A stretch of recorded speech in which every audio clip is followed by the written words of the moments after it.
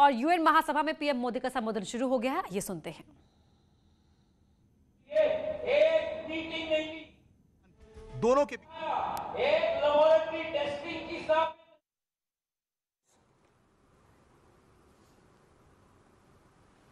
India is proud of the fact that it is one of the founding members of the United Nations.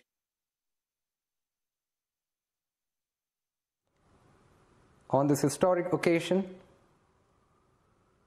I have come to this global platform to share the sentiments of 1.3 billion people of India.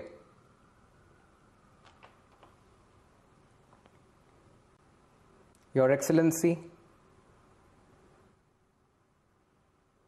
the world of 1945 was significantly different from today's world. एक बिल्कुल अलग दौर में है। 21वीं सदी में हमारे वर्तमान की, हमारे भविष्य की आवश्यकताएं और चुनौतियां अब कुछ और है। इसलिए आज पूरे विश्व समुदाय के सामने एक बहुत बड़ा सवाल है कि जिस संस्था का गठन तब की परिस्थितियों में हुआ था, उसका स्वरूप क्या आज भी प्रासंगिक है? सदी बदल जाए और हम न बदलें तो बदलाव लाने की ताकत भी कमजोर हो जाती है। अगर हम बीते 75 वर्षों में संयुक्त राष्ट्र की उपलब्धियों का मूल्यांकन करें तो अनेक उपलब्धियां दिखाई देती हैं, लेकिन इसके साथ ही अनेक ऐसे उदाहरण भी हैं जो संयुक्त राष्ट्र के सामने गंभीर आत्ममंथन की आवश्यकता खड़ी करते हैं। ये बात सही है कि कहने को तो तीसरा विश्व युद्ध नहीं हुआ, लेकिन इस बात को नकार नहीं सकते कि अनेकों युद्ध हुए, अनेकों गृह युद्ध भी हुए। कितने ही आतंकी हमलों ने पूरी दुनिया को थर्रा कर रख दिया, खून की नदियां बहती रही। इन युद्धों में, इन हमलों में जो मारे गए वो हमारी आपकी तरह इंसान ही थे। वो लाखों मासूम बच्चे जिन्हें दुनिया पर छा जाना था, वो दुनिया छोड़कर चले गए। कितने ही लोगों को अपने जीवन भर की पूंजी गंवानी पड़ी, अपने सपनों का घर छोड़ना पड़ा। उस समय और आज भी संयुक्त राष्ट्र के प्रयास क्या पर्याप्त थे? पिछले 8-9 महीने से पूरा विश्व कोरोना वैश्विक महामारी से संघर्ष कर रहा है। इस वैश्विक महामारी से निपटने के प्रयासों में संयुक्त राष्ट्र कहां है?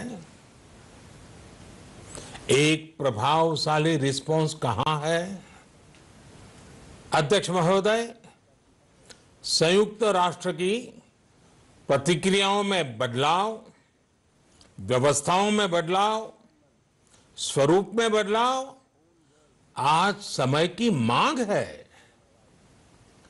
संयुक्त राष्ट्र का भारत में जो सम्मान है, भारत के 130 करोड़ से ज्यादा लोगों का इस वैश्विक संस्था पर जो अटूट विश्वास है वो आपको बहुत कम देशों में मिलेगा, लेकिन ये भी उतनी ही बड़ी सच्चाई है कि भारत के लोग संयुक्त राष्ट्र के रिफॉर्म को लेकर जो प्रोसेस चल रहा है उसके पूरा होने का बहुत लंबे समय से इंतजार कर रहे हैं।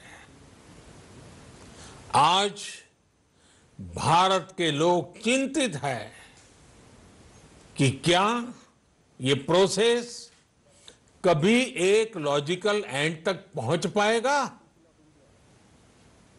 आखिर कब तक भारत को संयुक्त राष्ट्र के डिसीजन मेकिंग स्ट्रक्चर से अलग रखा जाएगा।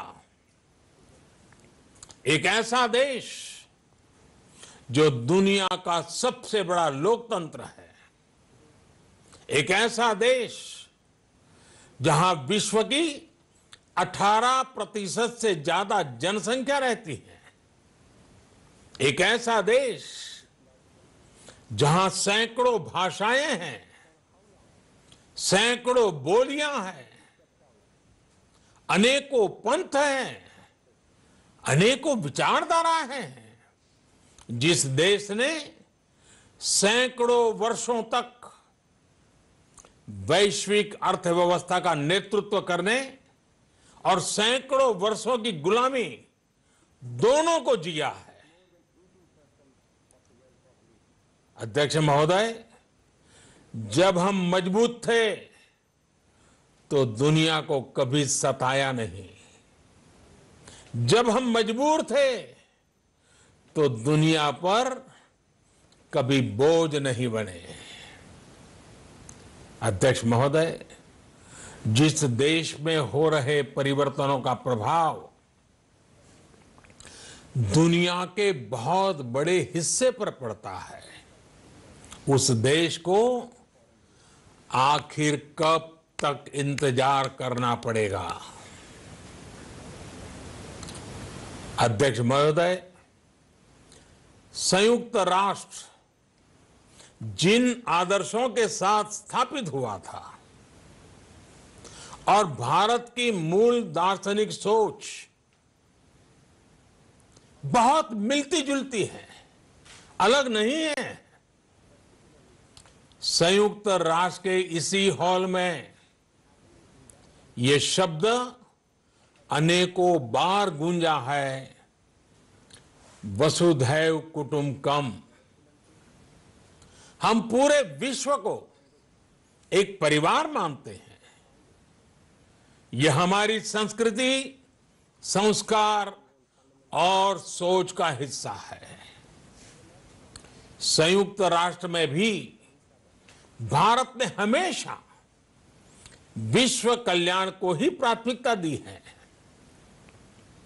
भारत वो देश है जिसने शांति की स्थापना के लिए लगभग 50 पीस कीपिंग मिशंस में अपने जांबाज सैनिक भेजे। भारत वो देश है जिसने शांति की स्थापना में सबसे ज्यादा अपने वीर सैनिकों को खोया है। आज प्रत्येक भारतवासी संयुक्त राष्ट्र में अपने योगदान को देखते हुए संयुक्त राष्ट्र में अपनी व्यापक भूमिका भी देख रहा है। अध्यक्ष महोदय, 2 अक्टूबर को international day of non violence और 21 जून को इंटरनेशनल डे ऑफ योगा, इनकी पहल भारत ने ही की थी। Coalition for disaster resilient infrastructure और इंटरनेशनल सोलर अलायंस, ये भारत के ही प्रयास है। भारत ने हमेशा पूरी मानव जाति के हित के बारे में सोचा है, न कि अपने निहित स्वार्थों के बारे में। भारत की नीतियां हमेशा से इसी दर्शन से प्रेरित रही है। भारत की नेबरहुड फर्स्ट पॉलिसी से लेकर एक्ट ईस्ट पॉलिसी तक, security and growth for all in the region, इसकी सोच, या फिर इंडो पैसिफिक क्षेत्र के प्रति हमारे विचार, सभी में इस दर्शन की झलक दिखाई देती है। भारत की पार्टनरशिप का मार्गदर्शन भी यही सिद्धांत तय करता है। भारत जब किसी से दोस्ती का हाथ बढ़ाता है तो वो किसी तीसरे के खिलाफ नहीं होती। भारत जब विकास की साझेदारी मजबूत करता है तो उसके पीछे किसी साथी देश को मजबूर करने की सोच नहीं होती। हम अपनी विकास यात्रा से मिले अनुभव साझा करने में कभी पीछे नहीं रहते।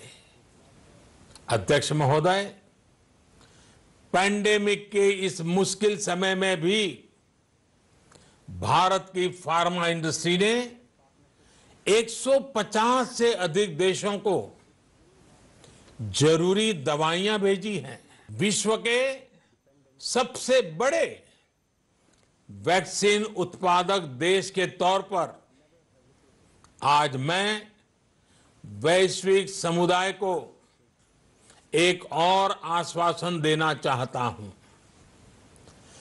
भारत की वैक्सीन प्रोडक्शन और वैक्सीन डिलीवरी क्षमता पूरी मानवता को इस संकट से बाहर निकालने के लिए काम आएगी। हम भारत में और अपने पड़ोस में फेज 3 क्लिनिकल ट्रायल्स की तरफ बढ़ रहे हैं। वैक्सीन की डिलीवरी के लिए कोल्ड चेन और स्टोरेज जैसी क्षमता बढ़ाने में भी भारत सभी की मदद करेगा। अध्यक्ष महोदय, अगले वर्ष जनवरी से भारत सुरक्षा परिषद के अस्थायी सदस्य के तौर पर भी अपना दायित्व निभाएगा। दुनिया के अनेक देशों ने भारत पर जो विश्वास जताया है, मैं उसके लिए सभी साथी देशों का आभार प्रकट करता हूं। विश्व के सबसे बड़े लोकतंत्र होने की प्रतिष्ठा और इसके अनुभव को हम विश्व हित के लिए उपयोग करेंगे। हमारा मार्ग जन कल्याण से जग कल्याण का है। भारत की आवाज हमेशा शांति, सुरक्षा और समृद्धि के लिए उठेगी। भारत की आवाज मानवता, मानव जाति और मानवीय मूल्यों के दुश्मन आतंकवाद, अवैध हथियारों की तस्करी, ड्रग्स, मनी लॉन्ड्रिंग के खिलाफ उठेगी। भारत की सांस्कृतिक धरोहर, संस्कार, हजारों वर्षों के अनुभव हमेशा विकासशील देशों को ताकत देंगे। भारत के अनुभव भारत की उतार चढ़ाव से भरी विकास यात्रा विश्व कल्याण के मार्ग को मजबूत करेगी। अध्यक्ष महोदय, बीते कुछ वर्षों में रिफॉर्म, परफॉर्म, ट्रांसफॉर्म, इस मंत्र के साथ भारत ने करोड़ों भारतीयों के जीवन में बड़े बदलाव लाने का काम किया है। यह अनुभव विश्व के बहुत से देशों के लिए उतने ही उपयोगी हैं जितने हमारे लिए। सिर्फ 4-5 साल में 400 मिलियन से ज्यादा लोगों को बैंकिंग सिस्टम से जोड़ना आसान नहीं था, लेकिन भारत ने ये करके दिखाया। सिर्फ 4-5 साल में 600 मिलियन लोगों को ओपन डेफिकेशन से मुक्त करना आसान नहीं था, लेकिन भारत ने ये करके दिखाया। सिर्फ 2-3 साल में 500 मिलियन से ज्यादा लोगों को मुफ्त इलाज की सुविधा से जोड़ना आसान नहीं था, लेकिन भारत ने ये करके दिखाया। आज भारत डिजिटल ट्रांजैक्शन के मामले में दुनिया के अग्रणी देशों में है। आज भारत अपने करोड़ों नागरिकों को डिजिटल एक्सेस देकर एम्पावरमेंट और ट्रांसपेरेंसी सुनिश्चित कर रहा है। आज भारत वर्ष 2025 तक अपने प्रत्येक नागरिक को टीबी से मुक्त करने के लिए बहुत बड़ा अभियान चला रहा है। आज भारत अपने गांवों के 150 मिलियन घरों में पाइप से पीने का पानी पहुंचाने का अभियान चला रहा है। कुछ दिन पहले ही भारत ने अपने 6 लाख गांवों को ब्रॉडबैंड ऑप्टिकल फाइबर से कनेक्ट करने की बहुत बड़ी योजना की शुरुआत की है। अध्यक्ष महोदय, पैंडेमिक के बाद बनी परिस्थितियों के बाद हम आत्मनिर्भर भारत के विजन को लेकर आगे बढ़ रहे हैं। आत्मनिर्भर भारत अभियान ग्लोबल इकोनॉमी के लिए भी एक फोर्स मल्टीप्लायर होगा। भारत में आज ये सुनिश्चित किया जा रहा है कि सभी योजनाओं का लाभ बिना किसी भेदभाव प्रत्येक नागरिक तक पहुंचे। विमेन एंटरप्राइज और लीडरशिप को प्रमोट करने के लिए भारत में बड़े स्तर पर प्रयास चल रहे हैं।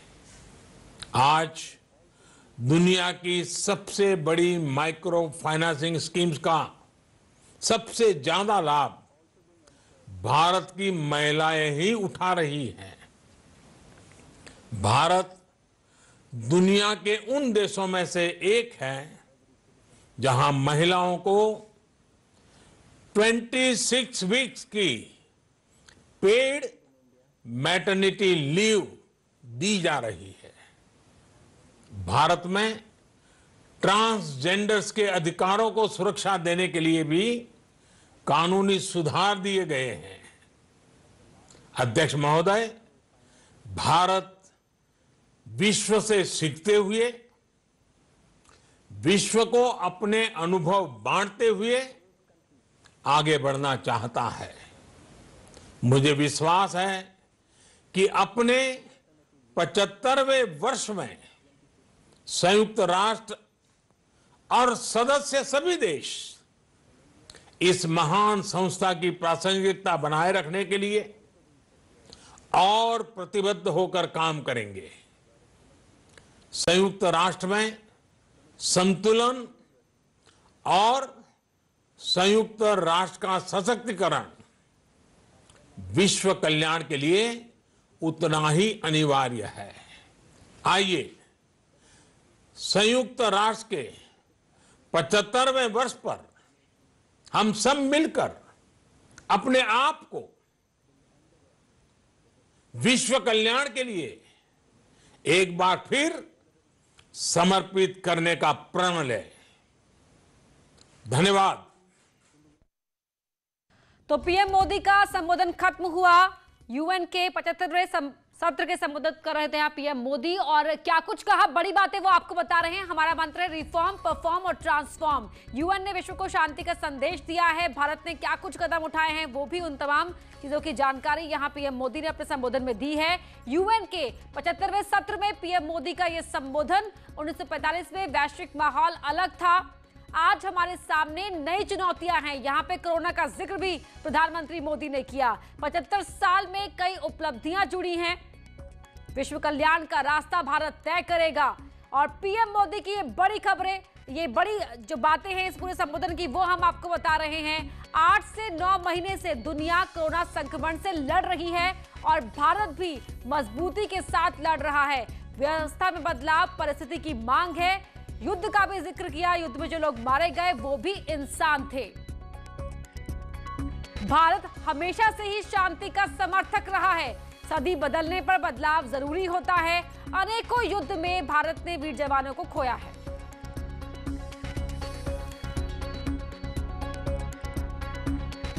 आज भारत के लोग चिंतित हैं कि क्या ये प्रोसेस कभी एक लॉजिकल एंड तक पहुंच पाएगा। आखिर कब तक भारत को संयुक्त राष्ट्र के डिसीजन मेकिंग स्ट्रक्चर से अलग रखा जाएगा। एक ऐसा देश जो दुनिया का सबसे बड़ा लोकतंत्र है, एक ऐसा देश जहां विश्व की 18% से ज्यादा जनसंख्या रहती है, एक ऐसा देश जहां सैकड़ों भाषाएं हैं, सैकड़ों बोलियां हैं, अनेकों पंथ हैं, अनेकों विचारधारा हैं, जिस देश ने सैकड़ों वर्षों तक वैश्विक अर्थव्यवस्था का नेतृत्व करने और सैकड़ों वर्षों की गुलामी दोनों को जिया है। अध्यक्ष महोदय, जब हम मजबूत थे तो दुनिया को कभी सताया नहीं।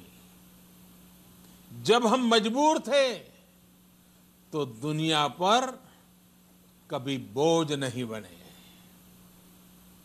अध्यक्ष महोदय, जिस देश में हो रहे परिवर्तनों का प्रभाव